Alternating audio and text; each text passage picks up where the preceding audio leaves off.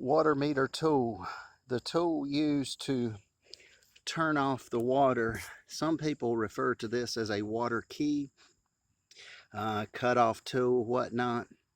Uh, this tool may seem very simple and very elementary, but this tool here, my opinion is every household should have one. Tip, may not be a bad idea to leave the meter key or the cutoff water cutoff tool at your house somewhere in case you ever have a leak and your neighbor hears the water geysering or blowing up on your floor.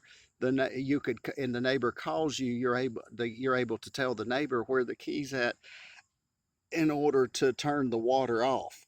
So very important tool here. So also keep in mind, we have a screwdriver here, flathead screwdriver. Be careful, especially females trying to get those meter lids up, or anybody for that matter. Sometimes you could break a fingernail or whatnot, and they get dirt and grime and get a little gritty. So just be very, just use a screwdriver, pop the lid. Now, one other thing, we have a pair of gloves here.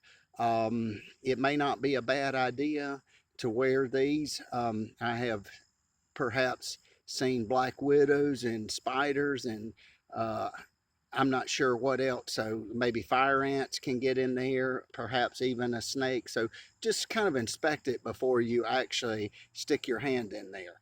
But once you stick your hand in there, you put this end on the cutoff. And most of the cutoffs, either some of them, I don't know if they're still Ford or Mueller yokes, meter yokes, but once you turn it, and then you'll see two circles. Once the circles line up, that means it's off. That way, if the water company you requested to have your water turned off and they came and turned it off, they may come and those two circles would line up and they may put a lock in it to lock it.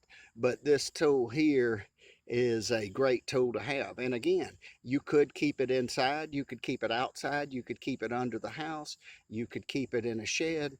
But again, the tip, if you actually left it somewhere where somebody just doesn't see it, but then if a neighbor calls you and says, hey, your water is blowing up, I hear the water geysering up underneath the house or something, you could tell them, look, well, the water key is at a certain place, so could you turn the water off until I get there and I'm able to call a plumber to get it repaired?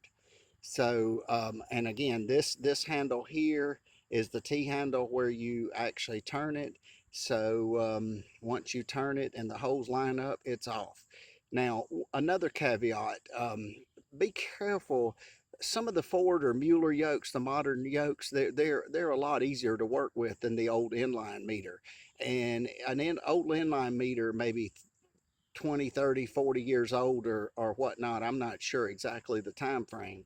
So if your house is built within the last 20 years, there's a high probability you do not have an inline meter.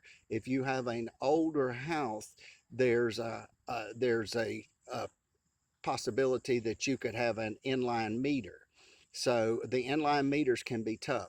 Now, if you get stuck and are not able to get the water off, my suggestion or my opinion is call a plumber, because you do not want to break it and then have to call the city and they bring the backhoe out and then you get a big fat bill, an unnecessary bill, something you could have paid a couple $100, 200, 250 to a plumber and saved yourself a lot of money. So again, this is a cutoff, a water meter. They sell them at many box stores. This particular one may have come from the plumbing supply house. So anyway, thank you for watching. Have a wonderful day.